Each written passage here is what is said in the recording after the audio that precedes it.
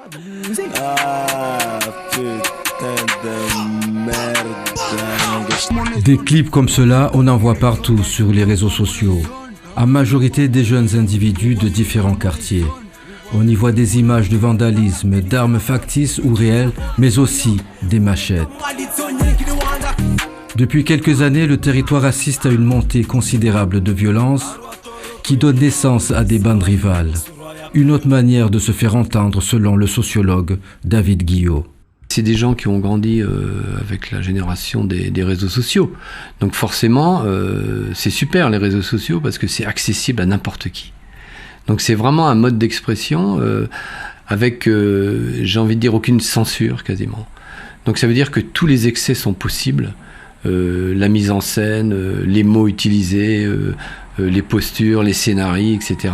Des clips qui deviennent tendance et qui peuvent être repris par les plus jeunes. Selon le sociologue David Guillot, l'une des solutions au problème de délinquance est locale.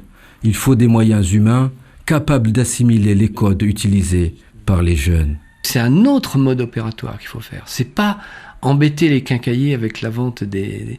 Il faut faire des investigations dans les tissus résidentiels avec des forces de police et de gendarmerie qui sont des locuteurs mahorais, qui vont être capables d'entendre la petite phrase.